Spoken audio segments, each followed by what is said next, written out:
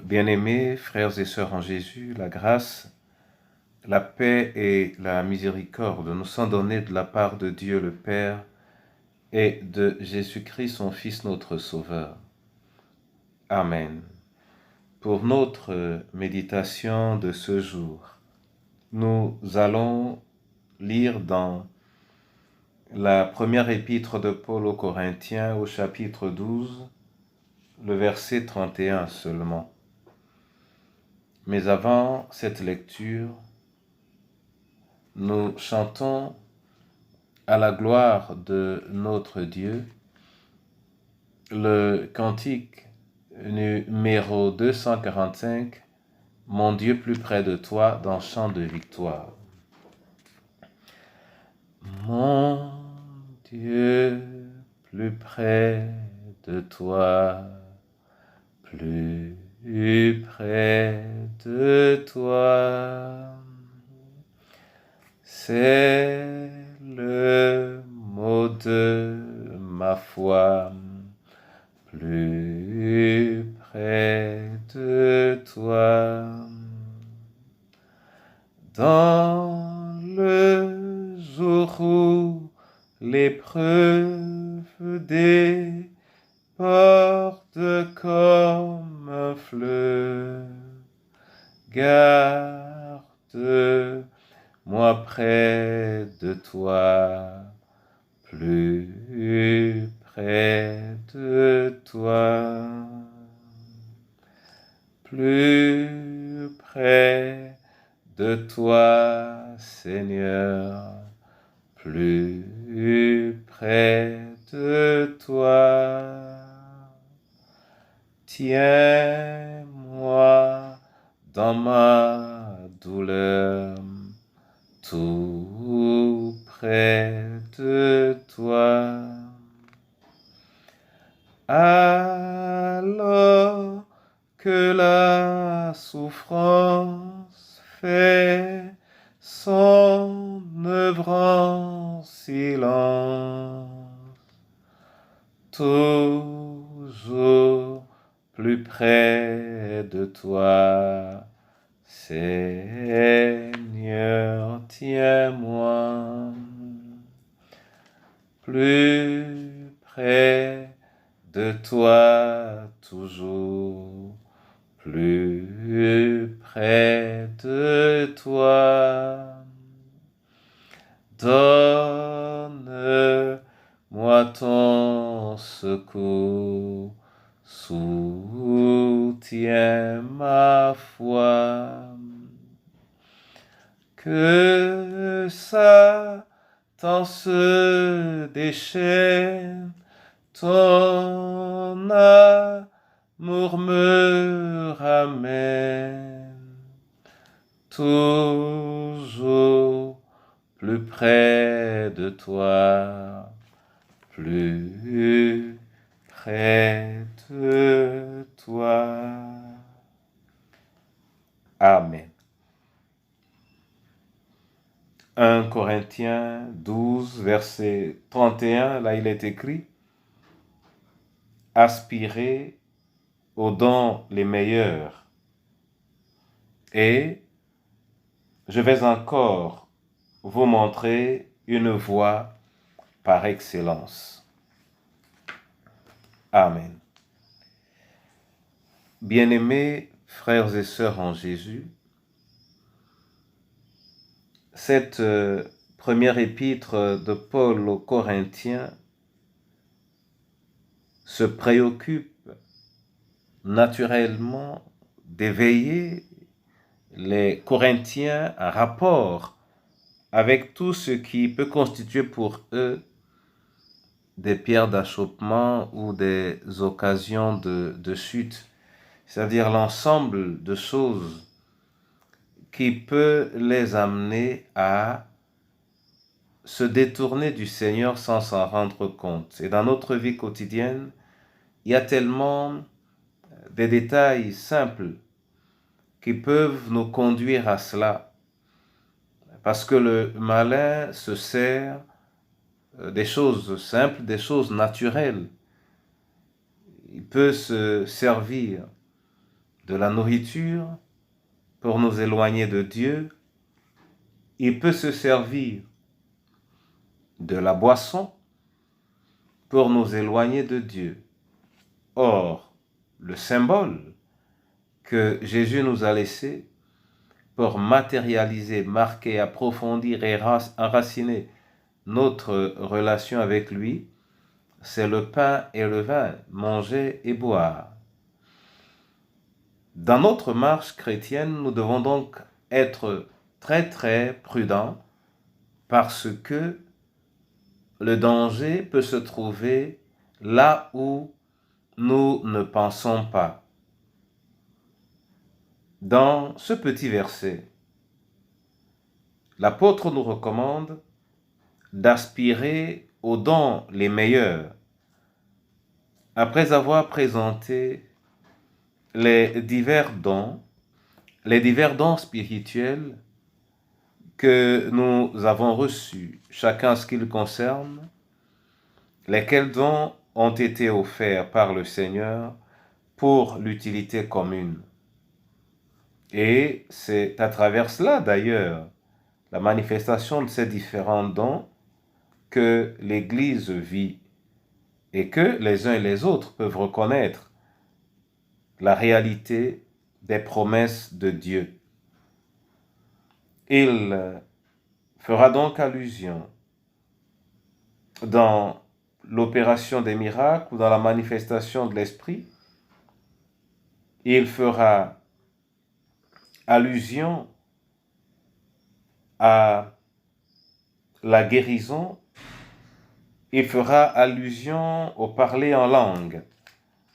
Et après avoir rappelé avec insistance que tous ces dons doivent donc être mis à la disposition de l'Église, il prendra la peine de parler également des différents ministères ou des différents rôles que nous avons à jouer au sein de l'Église, car l'Église est une organisation, un ensemble de personnes au sein duquel parfois les nécessités créent des fonctions ou des rôles qui demandent à ce que des personnes soient établies pour remplir ces rôles. Notre verset à nous dit, et ce sur quoi nous aimerions nous arrêter, aspirer aux dons les meilleurs. Aspirer aux dons les meilleurs. Alors, quels sont les dons les meilleurs? Les dons les meilleurs sont nécessairement ceux qui semblent être plus utiles au peuple de Dieu dans son émancipation, dans son épanouissement. C'est pourquoi, si nous pouvons considérer la valeur, par exemple, de la guérison ou de certains miracles, nous pouvons comprendre que dans le prolongement de la vie de la communauté, la guérison ou les miracles, ou même le parler en langue pourrait être de valeur moindre, parce que ces miracles ont pour rôle d'asseoir au milieu du peuple la vérité, l'autorité et la puissance du Seigneur. Mais il y a, pour la vie de l'Église, par exemple, une nécessité à vivre constamment avec le don de prophétie. Oui, avec le don de prophétie et par exemple aussi avec le don d'enseignement, le don des docteurs, ceux qui sont appelés à expliquer la parole. D'une manière permanente, nous en avons besoin dans la vie de l'Église. Mais le don, et ça il faut le conserver, il faut le préserver, n'a de sens que lorsqu'il est mis au service de la communauté.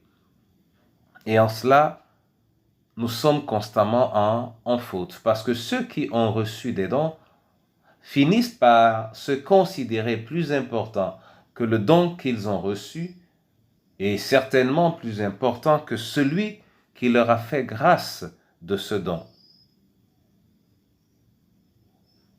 Toutefois, nous en avons besoin, et le Seigneur continuera, par sa grâce, de nous accorder ces dons.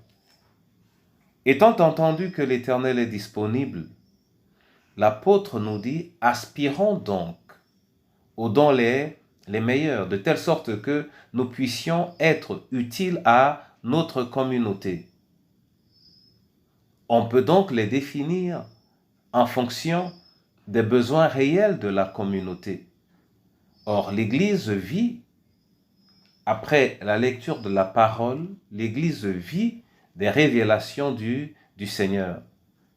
Et ces révélations, nous devons donc les rechercher.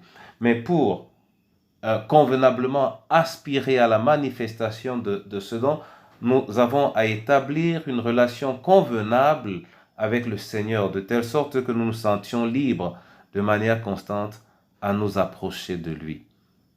Mon frère et ma sœur, il y a quelque chose à faire dans ta communauté. Il y a quelque chose à faire dans ta vie spirituelle. Il y a quelque chose à faire dans ta famille. Il y a quelque chose que Dieu doit accomplir au sein de ta famille. Fais de toi un réceptacle, fais de toi un instrument entre les mains de Dieu pour qu'il accomplisse ce qu'il doit accomplir dans ta vie, dans ta famille ou dans son Église. Et lorsque tu auras perçu et que tu te seras constitué en instrument entre les mains de Dieu, alors prie Dieu, demande-lui de t'accorder ce don afin que cela soit accompli là où tu l'attends. Que l'Éternel lui-même te bénisse et qu'il bénisse sa parole au nom de Jésus-Christ. Amen. Éternel Dieu Tout-Puissant, je veux te rendre grâce et te dire merci pour cette parole qui nous recommande d'aspirer aux dons les meilleurs. Le meilleur des dons est celui qui semble important ou plus important à un moment donné pour nous-mêmes ou pour la communauté à laquelle nous appartenons. Nous venons donc te prier de nous accorder la grâce de détecter ou de définir l'action la plus importante que tu dois mener au sein de notre vie ou au sein de notre communauté, afin que nous te supplions de faire de nous des instruments pour la manifestation de tes faveurs et de ta grâce en nous. Je te prie, ô Dieu Tout-Puissant,